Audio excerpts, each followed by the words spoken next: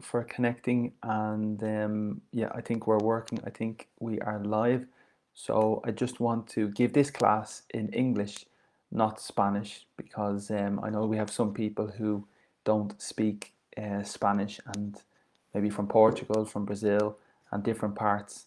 So today my idea is just to speak in English and try to teach in English, because the last 2 days I think were in Spanish, but today the focus is in English. And I want to show you a book. So this is a very famous writer. The writer is C.S. Lewis, and this is just one of his books. The name is The Lion, the Witch and the Wardrobe. I have never read this book before, but it's just something different, and we can look at the vocabulary, we can look at the expressions, and we can look at the very important things in relation to English. That's the idea for today, for this class, to try to show you the important vocabulary, the important expressions, and the important grammar topics. That's the idea. Thank you for connecting. I hope you will enjoy. And if you have a comment, please leave the comment on Facebook. Please leave a like, whatever you want, just to um, just to say hello. That's the most important. And I hope we have no problem with connection.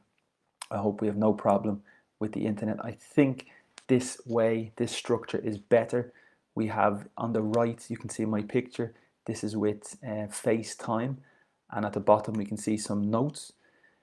Okay, that's where I will write some notes, and on the left we can see the internet with the text from the book. So hopefully this structure is better, because with Zoom it was more difficult, and I think the connection broke many times because of the energy required in Zoom. So that's the plan for today, and fingers crossed I can continue this way, because it's a very good tool and a very good option, a very good way to try to teach uh, online for free, um, which is a good thing to do, I think.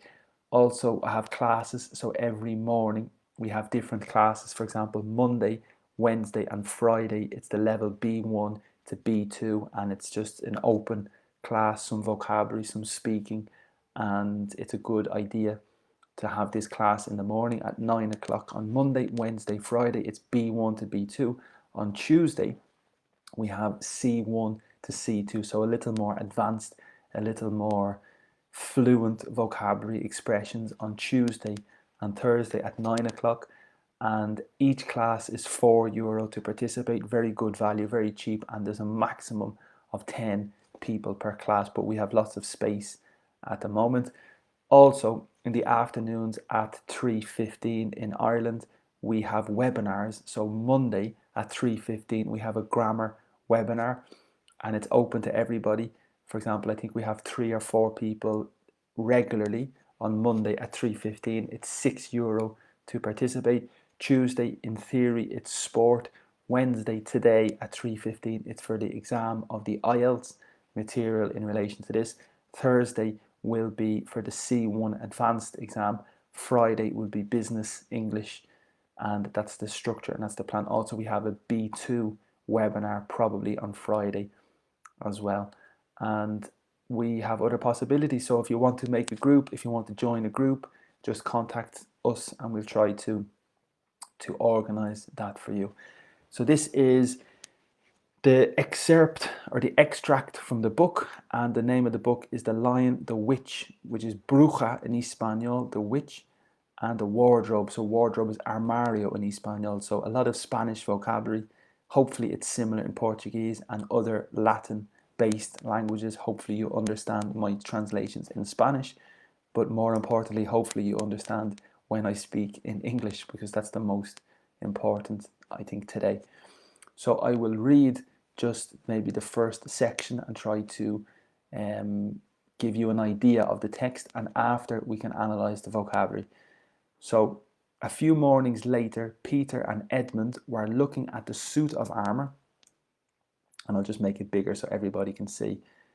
Were looking at the suit of armor and wondering if they could take it to bits, when two girls rushed into the room and said, "Look out, here comes the Macready and the whole gang with her."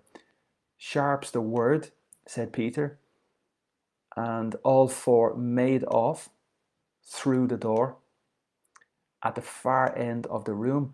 But when they had got out into the green room and beyond it into the library, they suddenly heard voices ahead of them and realized that that's a bit difficult, of course, sometimes Mrs. Macready must be bringing her party of sightseers up the back stairs, okay, instead of up the front stairs as they had expected. And after that, whether it was that they lost their heads, or that Mrs. Macready was trying to catch them, or that some magic in the house had come to life and was chasing them into Narnia, they seemed to find themselves being followed everywhere, until at last Susan said, "Oh, bother those trippers." So a bit difficult expression and not very typical. "Here, let's get into the wardrobe till they've passed. No one will follow us in there." But the moment they were inside, they heard the voices in the passage and then someone fumbling at the door. And then they saw the handle turning.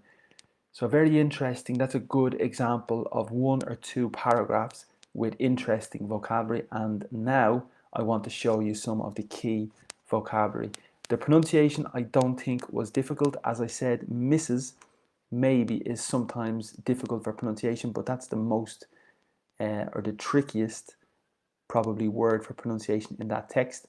The other words are not difficult for pronunciation. There's nothing difficult really in that text for pronunciation at the moment, but vocabulary, let me try to explain.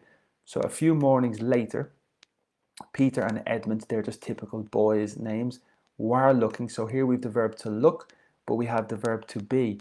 So you need to consider what tense, what verbal tense this is, because the verb is to look. Remember, the past is regular, I looked. The present perfect, I have looked. The past perfect, I had looked. Okay, so they're the most common.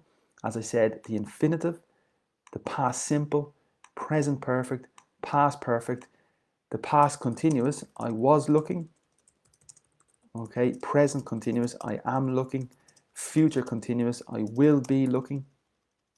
Okay, sorry for the capital letters, etc., etc. And then the future simple, I will look. So there's a lot of possibilities.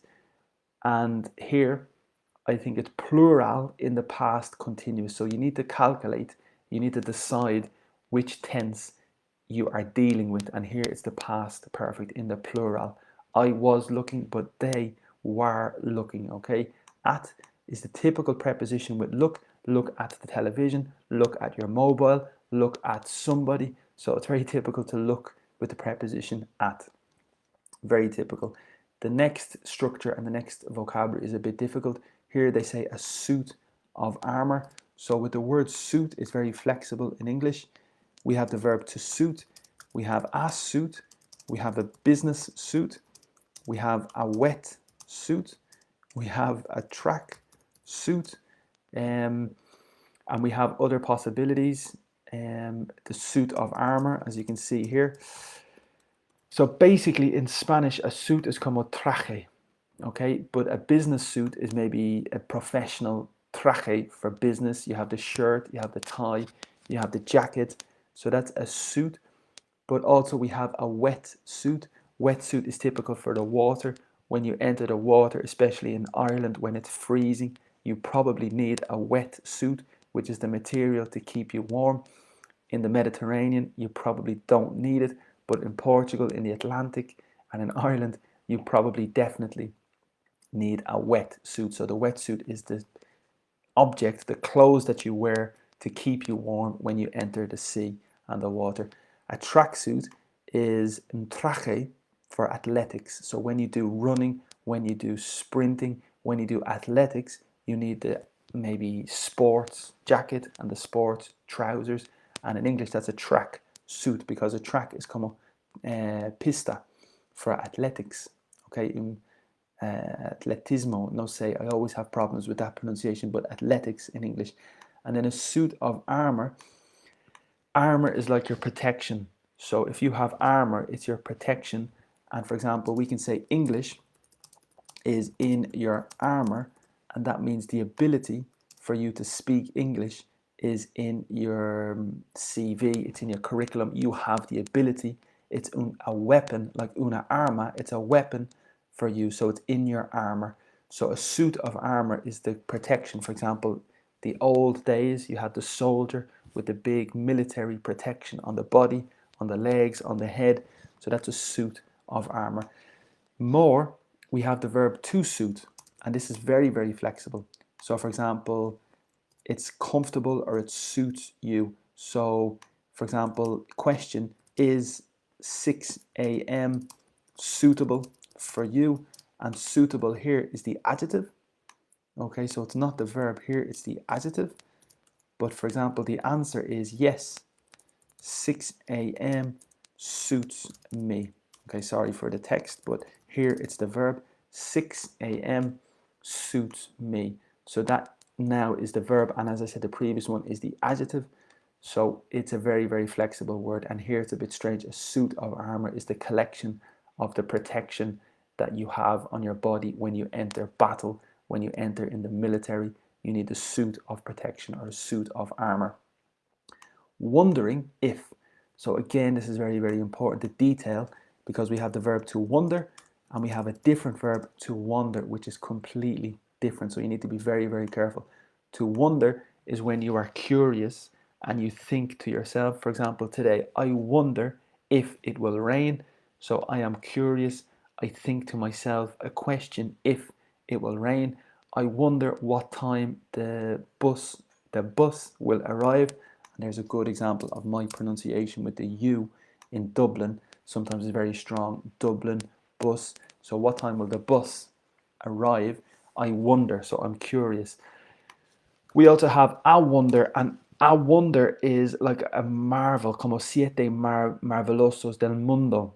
And in English, it's the 7 wonders of the world. And that's exactly the context here. So a wonder is something amazing, something wonderful. So it's a little bit different. And again, the adjective is wonderful and interesting. Okay, but the verb to wonder is when you are curious and you think to yourself, so I wonder what time the bus will arrive. I wonder what my friend is doing today. I'm curious and I ask myself the question. The second verb is completely different with the letter A, to wander, and that means to explore or to walk. So if you're walking with no direction, just to enjoy, como pasear in Espanol, you're wandering the streets, you're wandering the city center. It's very similar to walk, but maybe with adventure, with no direction, relaxing. Okay, so that's possible, to wonder and to wander. So you need to be very, very clear with the difference. And we can say in English to go for a wander, and that means to go for a walk, to go for a little exploring, and it's very interesting as well. Okay, so here you're curious, you're wondering if they, subject, verb in the modal verb. So here could is like a possibility or an option. I could contact my friend. I could make dinner. It's my option. It's my possibility. Remember, after the modal verb, could, can, may, might, should, must. We have a lot of modal verbs. And after the modal verb, the next verb is in the infinitive, but we remove to. Normally the infinitive is to go, to eat, to drink. Here, normally it's to take. But when it's after the modal verb, we remove to. That's the rule. That's the very important rule with the modal verbs. The next verb, we remove to. So if they could take is correct. The error is if they could to take. But here it's necessary only take because it's after the modal verb. Okay. This full expression, take it to bits, is very difficult. So it's the suit of armor. It's the context of the suit of armor. And they're curious. They have a question if they have the ability or if they have the possibility to take it to bits. And remember, it is the suit of armor. So basically the structure is to take to bits, which is difficult, not buts, to take to bits. And that means really in English to dismantle. Okay, and in English we have the verb to dismantle and we have the verb to assemble. So the verb to assemble is when you put things together, and the opposite to dismantle is when you take things apart or you separate, or you take things to bits. Because in English, we have the verb to, we have the word a bit, and we say a bit of time, a bit of chocolate, a bit of food. It's like a little piece. So if you have a bit of food, it's like a little piece. A bit of time is a little time. A bit of chocolate is a little chocolate. And you can also say, that's flexible, you can say my room is in bits. That's very, very typical. And the significance is my room is in pieces. My room is very messy. My room is very disorganized. My room is in bits. It's a mess. Okay. My exercise, my homework is in bits. It's very disorganized. It's very messy. And of course, you can say it maybe for description of something that's maybe feo in Espanol, like ugly. You can say it's in bits, it's a disaster, it's very ugly, it's a mess. So in this situation, to take something to bits is to take apart or to separate, and that's a bit difficult for sure. Okay, very important word, bits, for sure. Okay, and you can say the bits of orange. So when you drink orange juice, you have the bits of the orange juice at the bottom. It's the pieces and the natural skin. And here we have the next verb, when. The two girls is the subject. Okay, rushed is the verb. Preposition is into. And again, the pronunciation for me with the U is very strong. Rushed, but maybe phonetically it might be rushed. So that might sound similar, but in Ireland, or for me, and in Dublin, the U is very, very strong. So here it's the verb to rush, and it's flexible and very important. For example, substantivo, I am in a rush, and the significance is prisa. So if you are in a rush, the significance is tienes prisa in Espanol, you have a hurry. Okay, it's possible to say in a hurry, but there is a verb to rush. And for example, to rush for the bus, good example with my pronunciation. So to rush for the bus means that you run, you move very quickly, you have a lot of pressure with time, so you rush for the bus. You can say a rush of blood to the head, and that means when the blood in your body is moving very, very quickly to your head, and when you're very excited, when you're very in a critical situation, you have a rush of blood to your head, and you do something from your instinct because you have a lot of adrenaline, you have a lot of blood in a critical situation. So when we do an action in the moment that's probably not very good, we say it was a rush of blood to my head. It was something that was instinctive. Maybe the heat of the moment is very famous as well. It was the heat of the moment, and that's the typical situation for sure. So the heat of the moment is a rush of blood to the head, but the verb to rush is to move very, very quickly. It's possible as well to rush somebody, and that means to put somebody under a lot of pressure. In this situation, the girls rushed in the past simple, regular, rushed preposition into the room and said, again, the verb to say, but it's the past simple, look out. So look out is maybe a phrasal verb. The significance is to watch, be careful because there is danger. So it is a warning. Look out, be careful. So when you hear this, it's obviously a warning. Here comes the Macready and a whole gang with her. Very interesting vocabulary here. So here comes the Macready.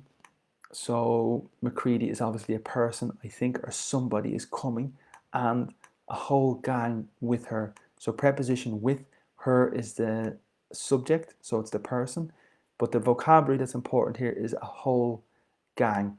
So whole is very important adjective. We can say a whole week, a whole day, the whole year, and basically it means the complete or the total year. So if you are studying a whole week, the significance is a total or complete week. Okay, the whole day, the total or complete day. It's possible another adjective, a wholesome person. That's a possible adjective, and it means a very natural person, very very, very natural, very pure, very innocent, very nice. So a wholesome person is a very, very nice, very innocent, very with a lot of morals maybe. So a wholesome person is this typical adjective.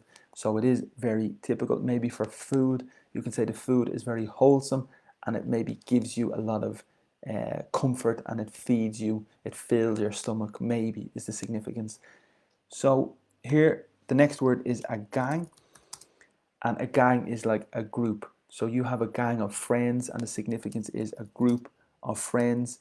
You can have a gang of family, which means a group of family. So it's very typical with in Ireland for me with family. We say here is my friend, or here is my sister, or here is my brother, and her gang and his gang. And the significance is here's my brother or my sister and her family, her kids, her partner. So the whole gang means all the group. So a little bit difficult, but of course you can say a gangster, which is maybe considered a criminal, and the leader maybe of the gang, the leader of the group. And a gangster is maybe obviously a little bit negative in the significance, but it is an important word as well. We have a phrasal verb to gang up on somebody, and that means to join the group, to join the big majority of people against, contra, against the other people. So if you gang up on somebody, you form a group to defeat, to be against the other person. So to gang up on somebody is very, very typical vocabulary, and it's a very typical phrasal verb as well, to gang up on somebody. Good, so that's important vocabulary. So we continue a little. Sharp is the next word, and it's very, very important. So sharp is an adjective, and we have a lot of contexts with sharp, very, very important contexts. For example, I'll give you 3 or 4 examples. I will meet you at 10 a.m. sharp. That's very typical with time, very, very typical. The next possibility is you are looking, your appearance, you are looking very sharp today, and the significance is your appearance. Okay, the next example is typical with age. So for example, my grandfather is 90 and still he is very sharp. Okay, that's very typical. And I think there's one more. Yes, there was another expression. So maybe me. Perfect. I'll take me as an example. I am not the sharpest tool in the box, and I think a lot of people will probably agree with that. So there's 4 very, very good expressions. Okay, so let me explain. The first one, well, the significance in Spanish is afilado. So you can say a sharp knife, a sharp pencil, and you can say a pencil sharpener. So that is the object to sharpen. So the verb is to sharpen. So it's a very important word. Sharp is afilado. You can have a sharp knife. You can have a sharp pencil. You can also have a sharp tongue, which is very typical as well. So a sharp tongue, tongue is lengua in Espanol. Eso es tongue. So if you have a sharp tongue, that means you're very critical, or your words are very strong, or your words are very, very hurtful. So a sharp tongue is very important. But the first example, I will meet, como reunir in Espanol, I will meet you at 10 a.m. sharp, means very, very punctual. So exactly 10 a.m. I will meet you, not later, because if you are late, it's cancelled. The meeting is cancelled. So I will meet you at 10 a.m. sharp means 10 a.m. on the button is another possibility, or it means exactly 10 a.m. So it's very typical vocabulary. So 10 a.m. sharp is exactly 10 a.m. The second possibility, your appearance. So you are looking very, very sharp today. The significance is maybe very elegant, maybe very professional. So at a meeting, for example, you have the shirt, you have the business suit, you have the tie, you have the jacket. The person maybe is looking very, very sharp, like very professional, maybe very elegant at a wedding. That's very typical as well. And the third possibility, my grandfather is 90. Excuse me. Thank you. So my grandfather is 90. That means he's very, very old. And usually the stereotype when the person is very old, the mentality, the brain is a little slow, but not in this case. So my grandfather is 90 and still, todavía, he is very, very sharp. That means very quick, very intelligent, very bright. So that's the third possibility. A very intelligent, very good memory, very good brain, very sharp person, very quick. Okay? And then the final expression is I am not the sharpest, superlative. Remember, adjective, sharp, sharper than, comparative, superlative, sharpest. Tool is herramienta in the box. So I am not the sharpest tool in the box is the significance. I am not the most intelligent person in the room. I'm not the most intelligent person in the world. Um, that's an expression for sure. You can say he or she is not playing with the full deck. You can say he is a few shillings short. And I think that's shilling is a shilling is maybe the type of money that was used in the past. And if you say the person is a few shillings short, the significance is they are not the total intelligence, so they're not super intelligent. And the other one as well is he is not playing with the full deck. Deck is typical with the cards. You have a deck of cards, and it's an interesting word because we have other possibilities. We say a deck of cards. We say the top deck of the bus. We say all hands on deck of the ship. Okay, so the full deck of cards, the significance is you are missing some pieces. So again, you're not the most intelligent in the group. Maybe again, they're very typical insults or typical expressions as well that you might hear. Okay, and they're the most typical. And as I said, the top deck of the bus is the top floor of the bus, and on the ship you have the deck of the ship is the top, is like the bus, the bottom deck, the top deck. And we say all hands on deck. The significance is you need everybody to help, you need everybody to give their energy and to give their effort. Okay, another possibility is to deck somebody, which is maybe informal, and the significance is to put somebody on the floor like the ship. And it means maybe in a fight, in boxing, if you have a boxing fight and somebody decks another person, the significance is to put the other person on the floor. Okay, they're the most typical. So just before we continue, let me check that the internet is still working and that we're still functioning. I think we are having success. So in English, in this situation, we say we are sucking diesel, and that means everything is working okay, everything is functioning okay. So the verb to suck is this action, maybe like that kind of action with your mouth to suck. So if you're sucking diesel, it means everything is functioning and you can work. There is another couple of expressions, but that's a typical informal expression. You can say maybe we are on the pig's back, and that means you're moving, you're having success, you're making progress, and everything is positive. You're on the pig's back. There's two very, very typical expressions that we say. So sharp's the word, said Peter. Again, it's the verb to say, but it's the past irregular, said Peter.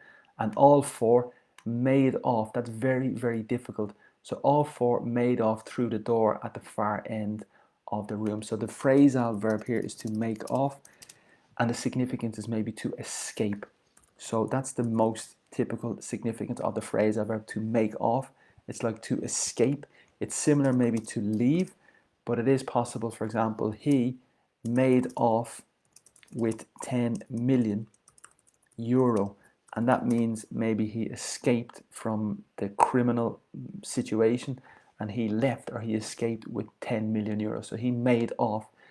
It's very good quality English phrasal verb, and here the significance, as I said, is maybe to leave or to escape.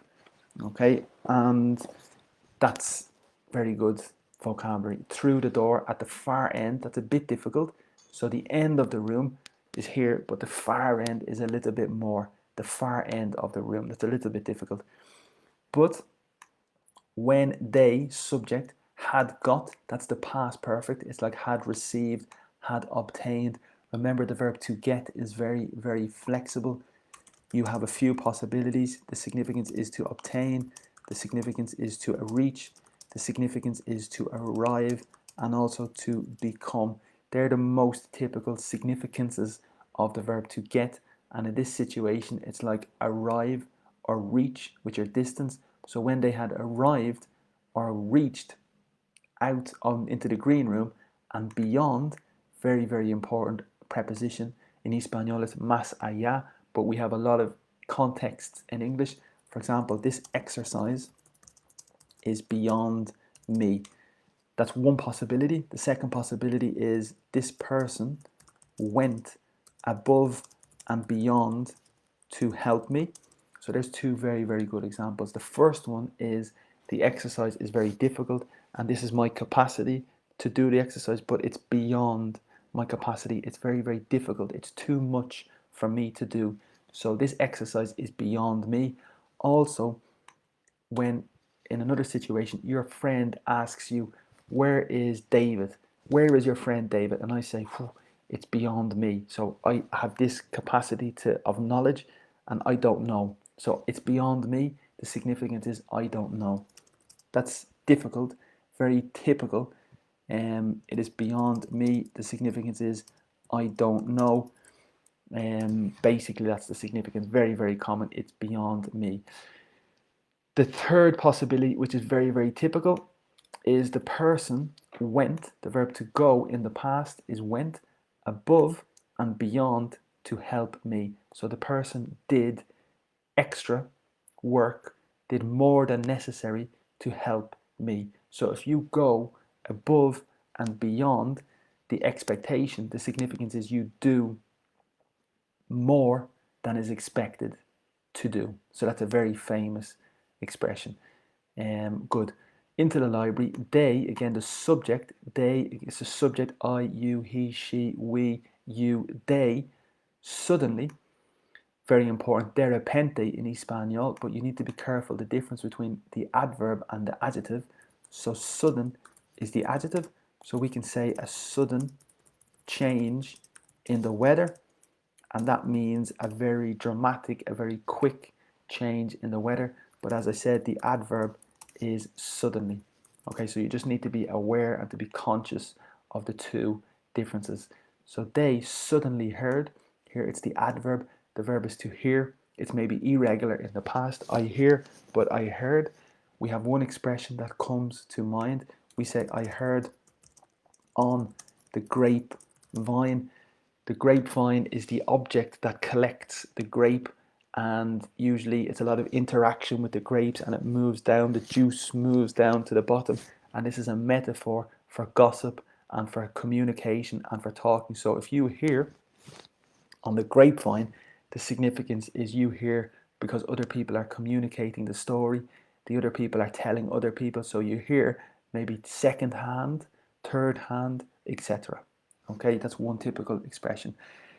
Also, we say the verb to overhear, which is very, very important and a little bit different because normally the prefix over is related to excessive. So, for example, to overeat, to overdrink, to oversleep, to overstep your mark, okay, to overthink. We have a lot of possibilities, and that's all excessive. So if you overeat, you eat excessively, you eat too much. To drink, you drink too much excessively, etc. Oversleep. Overstep is when you have a limit and you have a boundary and you overstep your mark. You do something that's not really a good thing for you to do. You invade somebody's privacy, you invade somebody's space, so you overstep your mark. Overthink is excessive, you think excessively. But to overhear is a little bit different. And the context is when you are in the cafe, you are speaking with your friend, but not intentionally. So by accident, you hear the other people speaking, but it's not your intention to listen. You have no choice. You overhear. And that's probably the preposition over. So to overhear is when you hear something, but without intention. Okay? very famous and very, very important. Voices ahead of them, preposition ahead of them. So here's the object pronoun. They is the subject pronoun, them is the object pronoun, comma, and realized that Mrs. Macready must be bringing her party of sightseers. So this verb to realize is also very, very tricky and very important. In Spanish, it's darse cuenta. So when you think and you try to calculate, you try to process all the information, and then finally you have the answer. So you realize, okay? In Spanish, I think it's darse cuenta, but you need to be careful because in Spanish you have a verb realizar, and this is very, very different. It's a false friend. So realizar un examen, the significance is maybe to do an exam, to take an exam, to sit an exam, and they're the most typical translations. So be very, very careful, particularly from Spanish with el verb realizar. It's very, very different from the verb in English to realize. Okay, and I think in the United Kingdom, it's with Z, and I think the United States, it might be with S. That's the difference, okay, just the spelling. So realize, I think, is the United Kingdom, and realize with the S is with the United States, okay. Must be, so when you have no, must is flexible because normally must is obligation. I must collect the food, I must collect the clothes. It's obligation, I have no choice. But the second possibility is when you are sure, when you have no doubt, when you are certain. For example, it must rain today. I am sure, I am certain. You must have been with your friend yesterday. I'm certain, I am sure. And in this situation, the people are speculating, but they are practically certain and they are practically sure. So she, Mrs., and here you need to be clear the difference between Miss and Mrs. and Mrs. I think there's three possibilities in English. It depends if you're married. I think if you're single, it's MS, Miss. I think if you're single, it's Mrs. But I think if you're married, it's Mrs. So the pronunciation is all the same, but the spelling is different and it's very old-fashioned. But as I said, the first one I think is if you are single, if you are not married. The third one is the same, but the second one is when you are married. That's the definition between the two. Okay, must be, so you are certain, you are sure, bringing her party. So normally party is fiesta in Espanol, like a celebration, birthday party, Christmas party. But in this situation, it's a group. So a party of politicians is the very famous one, and we say a political party. So normally it's a fiesta, but the second possibility is a group. So a political party is a group of politicians, and in this situation, it's her group of tourists or her group of people of sightseers. So this is very interesting because we have the suffix er, which is a person, but the verb is to sightsee, or you can say to see the sights. So when you do tourism, you visit all the different locations and you want to see the locations, you want to see the sights. So to see the sights is the verb. You can also say to do sightseeing, and the verb to sightsee, and the person is a sightseer. So very, very good vocabulary. And in this situation, it's a group of tourists, a group of sightseers up the back stairs instead of en lugar de. So instead of is, as I said in Spanish, en lugar de. It is possible just instead. So for example, I want to go to the cinema instead, and the significance is possible alone, but you can say instead of. If you want to be more specific, you can say instead of going to the cinema, I want to go to the restaurant. So there is possibility to say instead only, or the other possibility instead of. Okay. Also, the word stead is very old-fashioned and it's old English, and we can say in your stead. So I will go to the party, I will go to the wedding in your stead. The significance is I will go to the party in your place, okay, as a substitution for you. I will go to the party in your stead. The significance means in your place, in your position, as a substitution. As I said, it's maybe a little old-fashioned English, but it is possible, okay, and that's the reason and the origin or the significance of instead in English. As they had expected, and after that, whether, again, it's very, very important. This is connected with or, whether or. Okay, so normally we say whether plus or. So I don't know whether I go to the center or to the cinema. There's a simple example, and the significance is I don't know if. So basically, the significance is if. I don't know if I go to the cinema or if I go to the center. The pronunciation is the same as la clima, the weather, the climate. So the pronunciation is the same, but the significance is completely different, and very, very important difference for sure. Okay, was trying to catch. Here we have the verb to try, but it's the past continuous. Was trying to catch is coger, and we have some possibilities. Again, we can say maybe to catch up with your friend. In Espanol, it's ponerse al día, to catch up with your friend, to catch up with the series. And I'm going to tell you a terrible joke. So what did the big tomato say to the small tomato? So what did the big tomato say to the small tomato? The big tomato said ketchup. That's an awful joke. That's a terrible joke, because in English we say ketchup, which is the tomato sauce, which sounds the same as ketchup. So there's a free joke for you. You can tell whoever you want. So that's an interesting joke. And we have a phrasal verb as well, to catch somebody out, particularly in the situation when the person is telling a lie and not telling the truth. You catch the person out because they are not going, they're not very straight, they're not very honest. So you catch the person out. That's very possible as well. Or, so this I think is connected, sorry, or is connected here with whether, and this is just a different or maybe. That some magic in the house, so that's the subject, some magic in the house had come to life. So that's the past perfect with the verb to come. But the expression is to come to life, and it is possible as well. The city center is very empty at the moment. The city center is very, very quiet.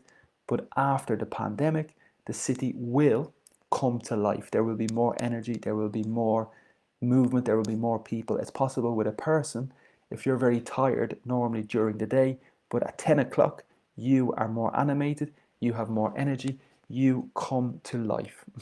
Okay, so that's a possible structure as well.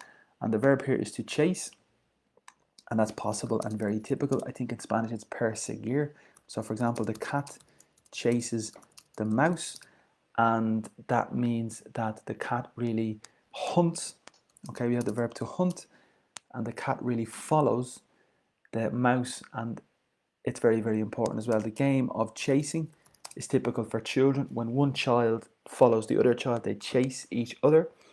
You can play kiss chasing, which is when you maybe catch somebody and you kiss them. That's a possibility, and they're the most typical expressions as well. So chasing them into Narnia, they seemed, parathere, in the past, they seemed to find themselves, reflexive, very difficult, being followed. That's a very, very difficult advanced structure. So to find themselves being followed everywhere, until at last, finally, Susan said, "Oh, bother those trippers. I don't really understand this." Well, I do. A trip is like a travel or a holiday, and a tripper is a person, I suppose, who's taking the trip or taking the holiday. Not typical, not common. You can maybe say a day tripper. So a day tripper is the person who travels to one location to do tourism, to visit and return in the same day. That's a day tripper.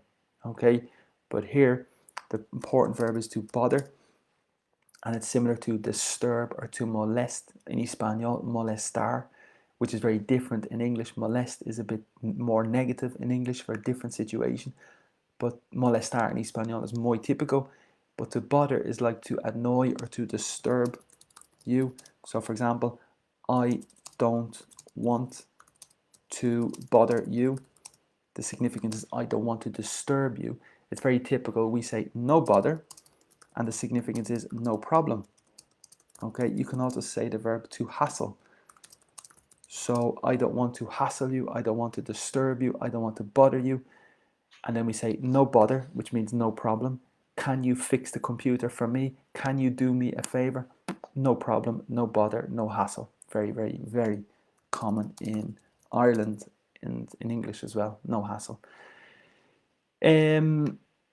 Okay, and again, the difference between this, that, these, and those is fundamental and very important. This is singular here, that is singular in a different position. These is plural here, and those is plural in a different position.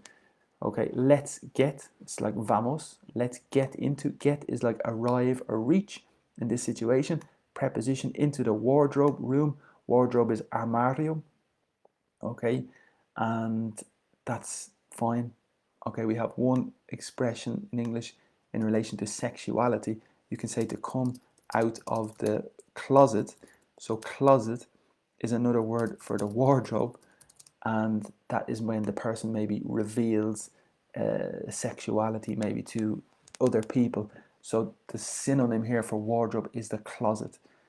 Okay, so closet, I suppose maybe, I don't know if it's different in the United, if it's more typical in the United States or the United Kingdom, maybe that's the difference. But there are two words, the closet and the wardrobe, and the significance is armario and in Espanol, and here it's the wardrobe room. Till is the same as until. Okay, so till and really until are practically the same, and the two of them are possible, and they have passed. So this is the subject, and that's the present perfect. No one.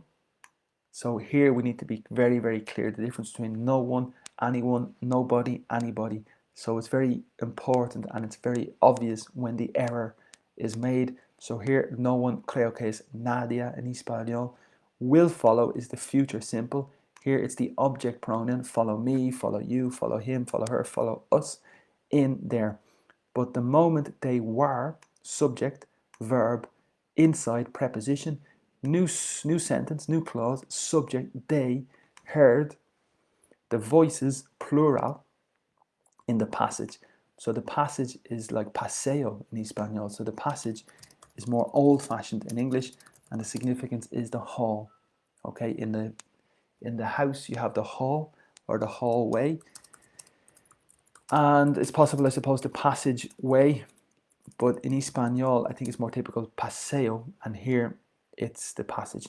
And then entonces, someone is the subject, the verb is to fumble at the door, and fumble is very, very advanced vocabulary and very, very good. The most typical context is in American sport, American football, when they throw lanzar, they throw the ball and the person tries to coger, to catch the ball, but they make a mess and they do not catch, so they fumble the ball. So the fumble is to make a mess. For example, in my class, I try to speak very, very clearly, but it's possible I fumble and I don't speak very, very well. I make an error, I make a mix, I make a confusion. So to fumble your words is possible to mix or to make a mess.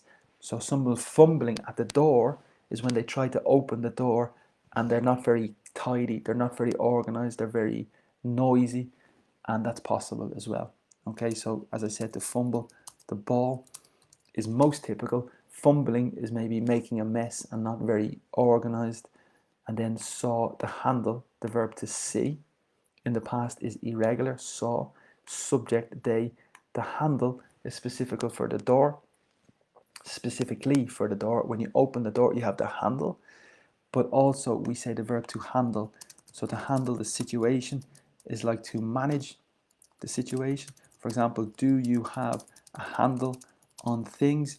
Do you have a control? Do you have an organization? Do you have a control? Are you in control of everything? Do you have a handle on everything? Even for English, for asignatura, for a subject, do you have a handle on the mathematics? Do you have a good control or a good grasp? So grasp is like control, very advanced vocabulary. Saw the handle turning. Very good quality, very fluent text, one paragraph, interesting book. It's typically for children. The book is for children, but it does not matter. Very, very good quality English, very fluent, very creative, very, very good level, very good examples here in the notes, okay? And interesting, and this is the typical way I normally structure my classes: vocabulary, expressions, context, and here it's exactly the same, okay? So I hope you understood the majority of the lesson. I hope you understood the majority of the explanations. Of course, I'm sure it was a bit difficult sometimes, and of course, I was not maybe clear sometimes, but I hope you understand the majority. I hope you are continuing to learn well and you are doing good.